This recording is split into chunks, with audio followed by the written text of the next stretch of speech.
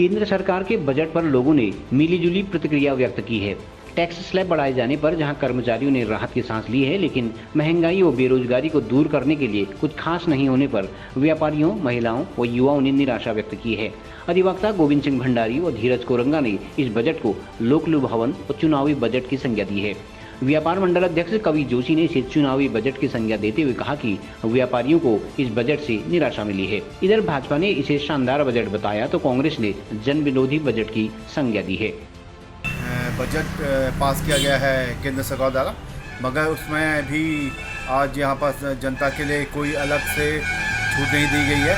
और जहाँ पर लगा कि स्लैब जो टैक्स का था, जो सालाना आई थी लोगों की, उस पर भी इस बार 3 लाख से तक वाले को भी 5% के दायरे में लाया गया है केंद्र सरकार द्वारा, जो कि एक बहुत ही गलत और गंभीर निर्णय है, जिससे कहीं ना कहीं आम जनता की कमर तोड़ने का काम किया है केंद्र सरकार द्वारा। और जहां सोना चांदी के रेट बढ़ गए हैं और आने वाले टाइम पे जो हर चीज़ आपके जो जैसे चिमनी हो गई, इलेक्ट्रिक आइटम में भी रेटों के बढ़ने के जो संकेत दिए है केंद्र सरकार ने इस बजट में, तो ये निराशाजनक है।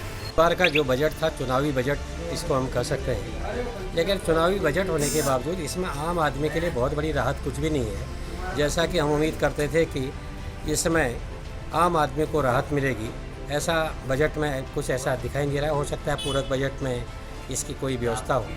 दूसरा, बेरोजगारों के लिए इसमें कोई भी रोजगार की संभावनाएं दिखाई नहीं पड़ रही हैं, और न ही जो इंफ्रास्ट्रक्चर है उसमें ये उद्योगों के लिए और यह विशेषकर पर्वतीय क्षेत्र पर आधारित वनों या के लिए कोई भी इसमें यह पर्यावरण नीति आदि के संदर्भ में बजट में कोई व्यवस्था न किए जाने से लोगों में निराशा है।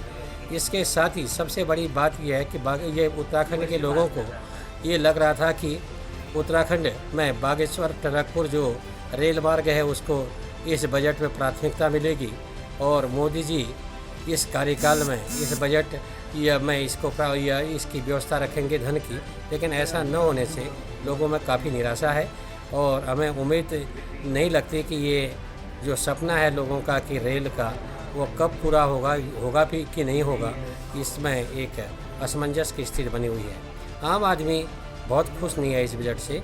और विशेषकर जहाँ तक अधिवक्ताओं की बात है, वकीलों के लिए तो कभी भी बजट में आज तक के किसी बजट में कोई राहत कभी भी किसी सरकार द्वारा नहीं दी गई है। यहाँ तक कि एडवोकेट्स को तो लोन भी नहीं मिलता, अगर वो ऋण भी लेना चाहता है वकील तो उसके ऋण की व्यवस्था भी नहीं है। तो इसलिए वकीलों के लिए तो ये बजट निराशाजनक है। मध्यम वर्गीय के उसमें बहुत बड़ी और कोई ऐसा विशेष तो है नहीं। पहले 5 लाख पे छूट थी, अब 3 लाख पे कर दी है, लेकिन 5% उसमें बढ़ा दिया है। एक मध्यम वर्गीय आदमी पे इसका लोड जरूर पड़ेगा। CGN न्यूज के लिए ब्यूरो रिपोर्ट बागेश्वर।